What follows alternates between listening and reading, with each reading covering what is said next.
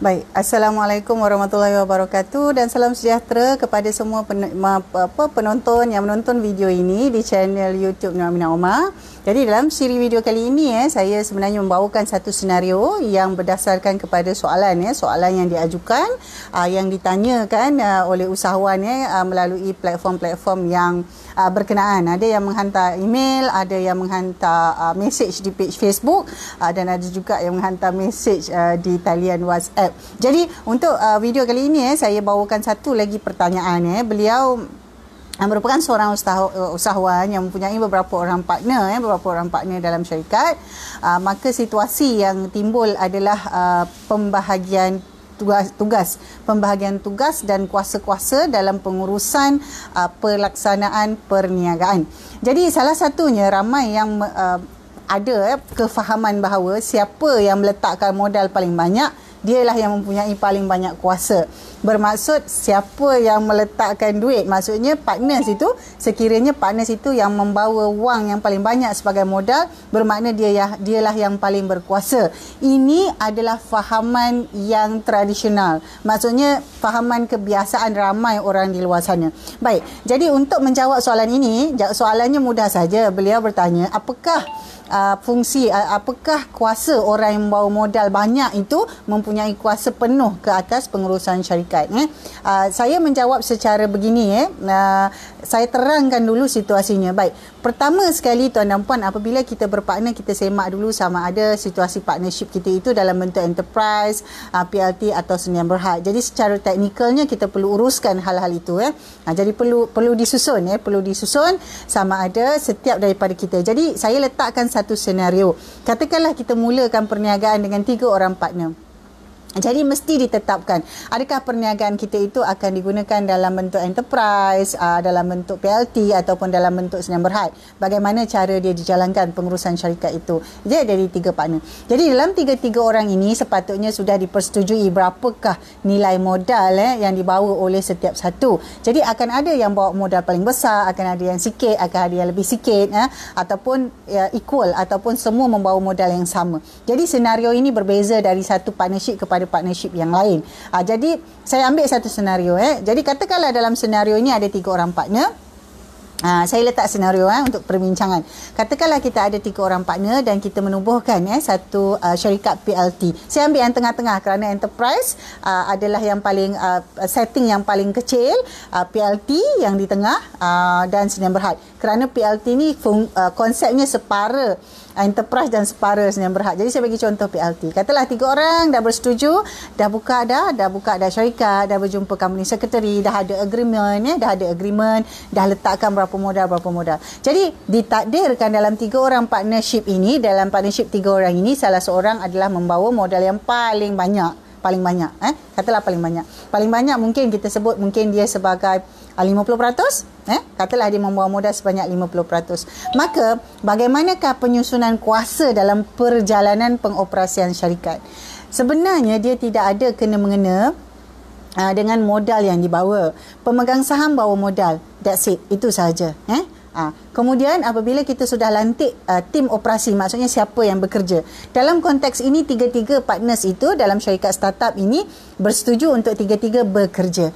Jadi apabila 3 bekerja, maka perlu ditentukan siapakah skop kerja, siapakah yang jadi ketua dan apakah skop kerja dalam setiap jawatan dalam setiap unit yang kita ada. Katalah syarikat startup kita itu berbentuk syarikat trading, pengedaran. Katalah distribution company, katalah syarikat pengedaran, di mana kita mengedarkan bahan-bahan, saya ambil contoh yang mudah. Kita mengedarkan bahan-bahan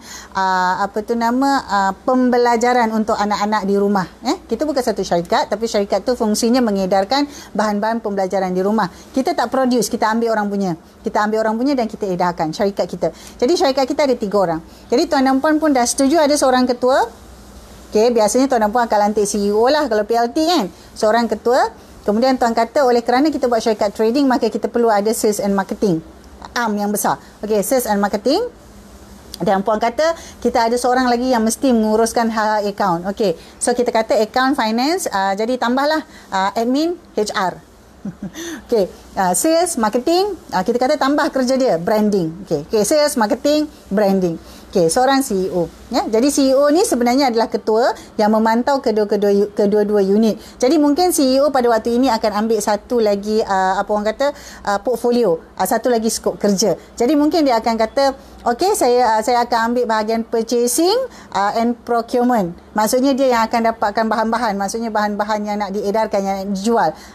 Dia yang akan in charge. Tapi pada masa yang sama, dia adalah CEO. Jadi dalam keadaan ini mestilah ada pengasingan tugas tu tadi.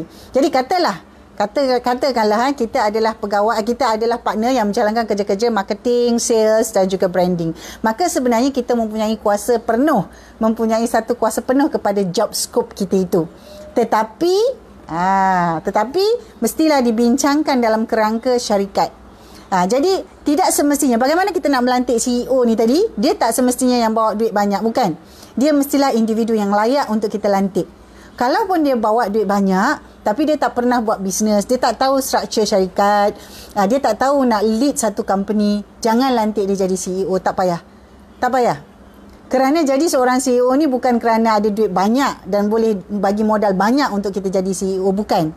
Sama macam kita nak lantik orang, katalah 3 partner ni tak bekerja.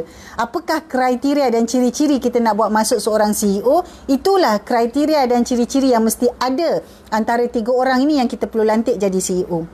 Kalaupun modal yang dibawa hanyalah 10%, tetapi dia itu memang layak jadi CEO, ada credibility, ada asas-asas dan kriteria yang membolehkan dia mengurus dan mengetuai syarikat, jadikan dia seorang CEO. Apa kata kalau 3-3 ni semua tak layak? Carilah orang lain untuk jadi ketua. Atau daripada 3-3 ini, carilah satu individu yang paling sesuai untuk jadi CEO. Apa yang berlaku kalau 3-3 ni pun ada masalah? Lantiklah ahli lembaga pengarah luar. Ambil satu external body or external person. Lantik satu orang daripada luar yang bukan partner untuk jadi ahli lembaga pengarah untuk memastikan dia dapat membantu untuk koordinat dan moderate yang 3-3 ni. Tapi bila dia dah masuk, tuan dan puan kena setuju yang dia masuk dan mainkan peranan dia. Jadi jangan gaduh pula. Jadi jangan dalam mesyuarat kata, awak bukan owner, kami 3 orang yang owner. Awak bukan owner, awak siapa? Tendang dia keluar. Jadi it doesn't serve the purpose. It doesn't serve the purpose for the company to grow and move on accordingly.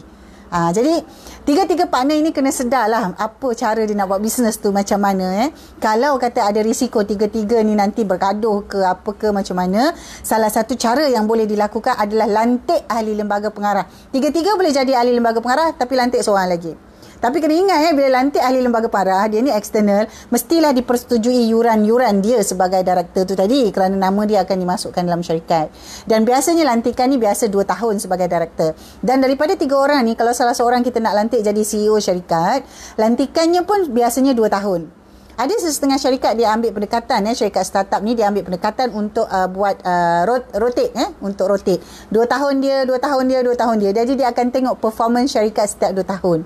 Di bawah leadership siapa?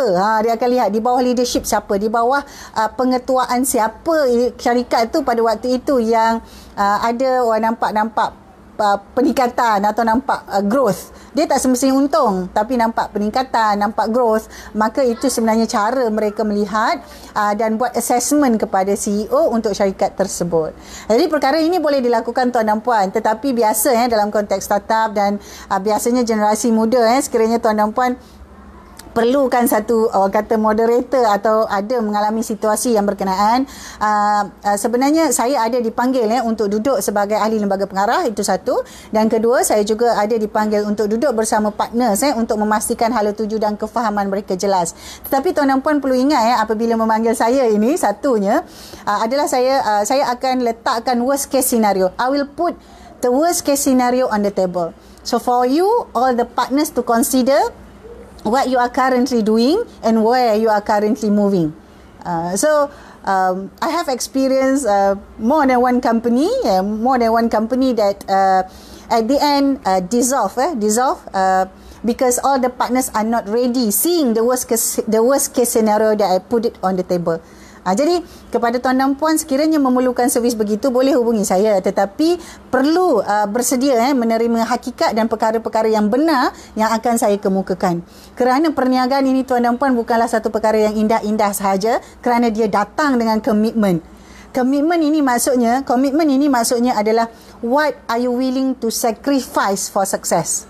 Jadi kalau tak bersedia atau rasa macam tak boleh lah, ataupun rasa bukan sekarang, lebih baik awal-awal itu kita sudah nyatakan supaya pergerakan syarikat ataupun perjalanan partnership itu dapat berlangsung dengan lancar. Sekurang-kurangnya untuk 3 tahun pertama ia boleh berjalan dengan lancar.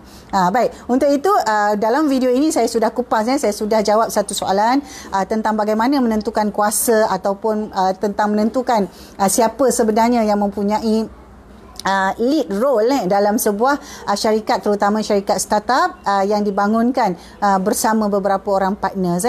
Jadi untuk itu tuan dan puan, sekian untuk video ini. Tinggalkan saya thumbs up supaya saya tahu tuan dan puan mendapat manfaat dan boleh follow terus video-video yang lain. Subscribe channel Nur Aminah Omar untuk lebih banyak lagi video-video yang seperti ini. Jadi tuan dan puan boleh kemukakan soalan, sama ada terus letakkan di bawah email ataupun dihantar ke mana-mana channel yang tuan dan puan boleh reach out kepada saya. InsyaAllah saya akan adakan satu situasi dan satu kupasan yang membawa manfaat bukan saja kepada yang bertanya, malah kepada orang lain yang menonton dan follow channel Nur Aminah Omar. Itu bye for now, jumpa lagi.